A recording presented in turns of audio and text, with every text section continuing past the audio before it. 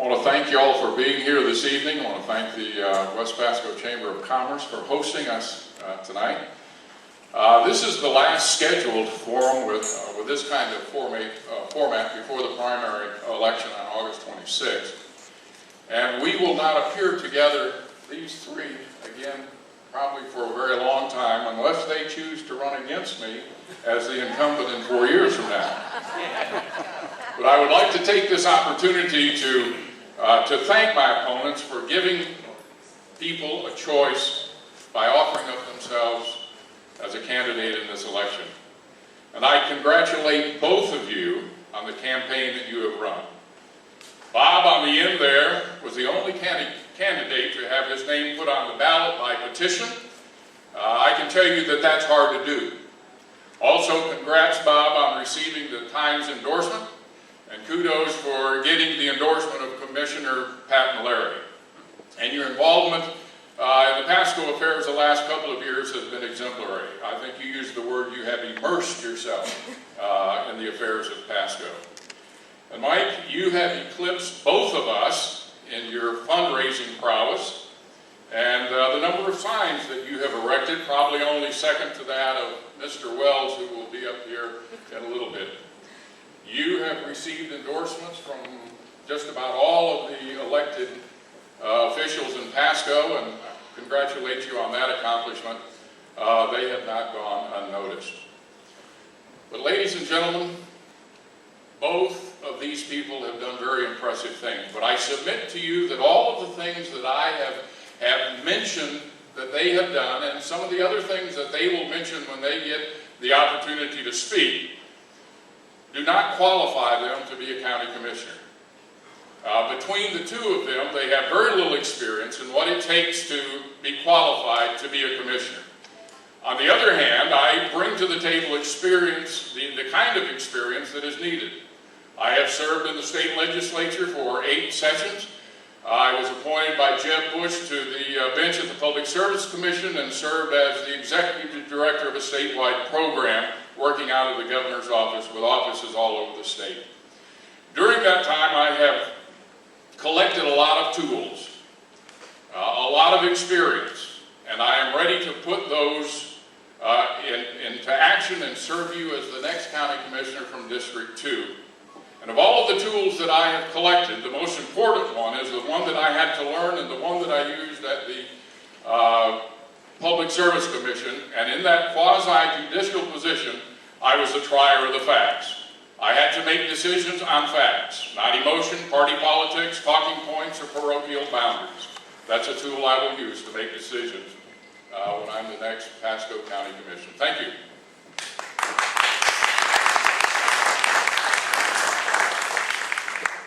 Good evening. I want to thank the West Pasco Chamber for hosting tonight's event, and I also want to thank our moderators for moderating the event. And it's great to see so many familiar faces here tonight and new ones alike. And I also want to thank my opponents here this evening. I think one of the great things you've probably seen during this race is we've been pretty positive. And you haven't seen us come out against each other in the press, you haven't seen dirty mailers, you haven't seen mean commercials, and I congratulate each of you on how you voted your race. So thank you both, very much. Okay, my name is Mike Moore. I'm running for Pasco County Commissioner, and I'm running because I believe Pasco County's future is bright. But it's up to all of us here tonight working together to make that future a reality. And since we're going to talk about our thoughts and cares and concerns for the county and the resident evening, I think it's important for you to learn a little bit more about me. So I'm a native Floridian. I was born in St. Petersburg, Florida. When I was young, my mother and I moved away to live with my grandparents when my parents got separated. We had the luxury of living in a small little 2-bedroom, 1-bath house for quite a few years. That was my mother, my grandmother, my grandfather, and I sharing that cozy little house together for a long period of time. My mother was a saint. She worked 2 jobs for years on end to support me, to put clothes on my back and food on the table. She cared for my grandparents until the day they died. And when you hear me talking about certain things, when it comes to my family and work ethic, I get that from my mother. Again, she's my hero, and you can tell I love talking about her. But a little bit more about me. I graduated from Winter Haven High School, and I went on to Polk Community College, where I graduated, then on to the University of Central Florida, where I graduated back in 1994. 18 years ago or so, I moved to the Tampa Bay area, where I had the fortunate opportunity of meeting my wife Lauren. We've been married about 13 years now, And we have 3 wonderful children, Aiden that's 10, Aubrey that's 10, Aiden that's 8, and Avery that's 5. In 2004, we started a business called Care First Home Care. And when I decided we'd put every last dollar and dime we had into starting a business and trying to live the American dream, and thankfully for us, that business became a great success. In 2011, we were offered by somebody to buy our company, and we sold it. 2012, we started another company. Now we're doing business brokerage and mergers and acquisitions here in Pasco County. Lauren and I love this county. We love the people of this county. It's where we own our home. It's where we own our business. It's where our kids go to public school. And we want to see this county prosper. And not just for ourselves, but for all of you too. So I think after hearing us speak tonight, you'll realize that I'm the most committed and I have the most desire to do what's best for you. And I'm going to be your representative on the County Commission come this year. Thank you so much.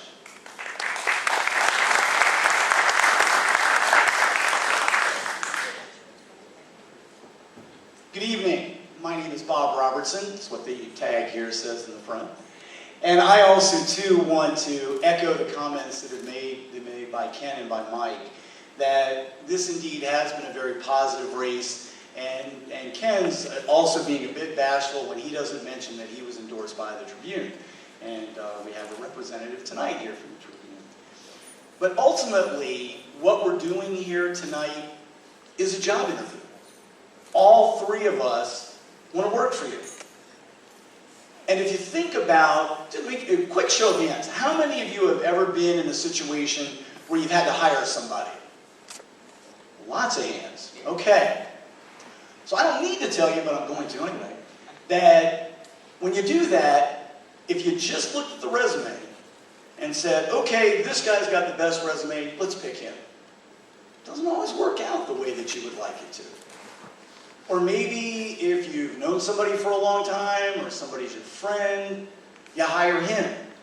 Again, not necessarily always the best way to do that. It is my hope over the next hour that I will be able to convince you that the Tampa Bay Times is correct when they say, Bob Robertson, 57, they had to put that in there.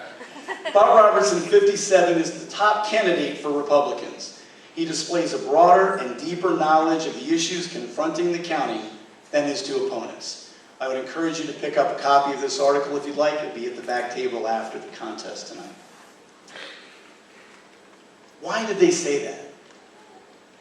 Part of the reason is, and Ken used the word, stole my thunder. I'm immersed in Pasco County. What does that mean? It means to you that I've taught a junior achievement class in Holiday. I served as a big brother for a 14-year-old boy in Dade City.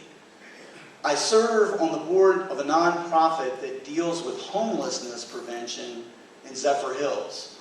And even recently had the opportunity to attend a wonderful Give Me Liberty seminar up in Hudson. I've attended over the last year, over the last year and a half really, the lion's share of all the county commissioner meetings. And it's really interesting when you go to a commissioner meeting, very different than watching it on the computer or watching it on TV. It's kind of like, if any of you are sports fans, the difference between watching a game on TV or going and watching it in person. Because I was selected to be involved in Pasco County's inaugural Citizens Academy class, I've had the opportunity to get to know a lot of the folks that are in the structure of Pasco County. So if you want someone to be your next employee, to be your next county commissioner, who has shown his interest in Pasco County, then I would encourage you to vote for Bob Robertson as your next employee.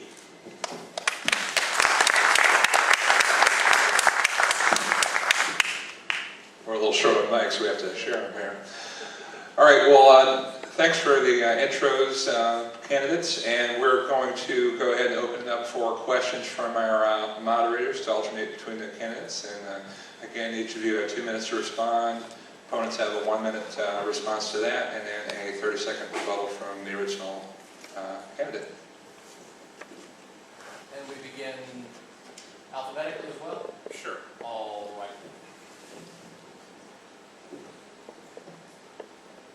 That would be you and me, Mr. Littlefield. Thanks, sir.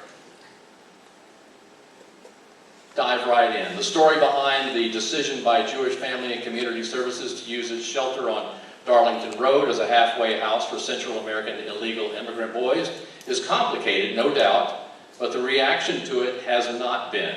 Where do you stand on the agency's request to double the number of beds in the shelter, and why? Thank you, Tom. I addressed the County Commission last week on this subject matter. I thought it was that important that I take a stand and I address them and also make a suggestion to them. I have a plaque hanging on my wall thanking me for my involvement in the West Coast Jewish services, thanking me for the funding that I helped get for them.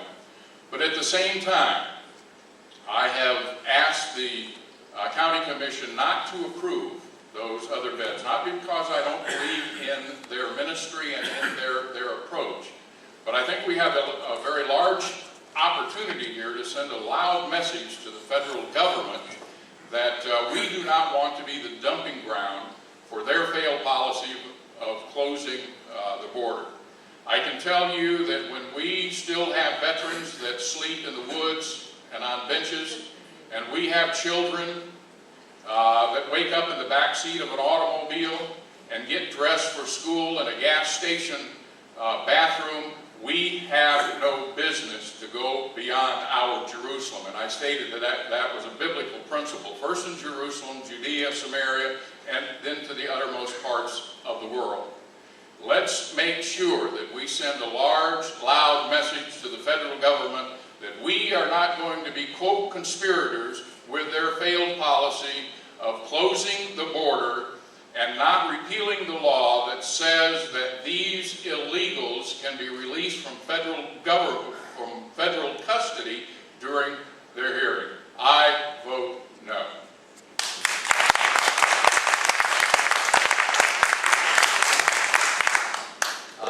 Point of order here, if we could withhold on applause between candidates, otherwise we'll be here all night. Mr. Moore. Same question. Well, you were with me last week when I answered this question the first time. They weren't here. Well, you were, so you remember this. And I'm going to stick by that. One thing you're going to notice from me tonight is that I'm not going to give a long, drawn-out spin answer. I'm going to tell you how it is, tell you my thoughts, and be done with it, okay? Same thing I said last week. I would not approve the rezoning. That facility is for our seniors here in Pasco County. That facility was built for our seniors here in Pasco County, for disabled seniors, and that needs to be for them. I do not like to see the federal government intermingle in our county politics. Again, I would vote no. Thank you. Mr. Robertson. This is obviously a very emotional issue. And I think for just a moment, I'd like to encourage you to step back from it and take the emotion out of the issue and look at the facts of the situation. The facts of the situation is that organization has been investigated. My understanding is that they are within their rights to be able to provide services now, not to seniors, but to youngsters. I get that this is not something that we want done in our county. But right now, our federal law says, as a country, we have to take these children. Now, I don't want to insult anybody in the room, but I got to tell you, Pasco County voting no on 16 beds is not sending any kind of large, loud message to Washington. If you want to send a large, loud message to Washington, get on the phone to Mr. Bilirakis. Thank you very much.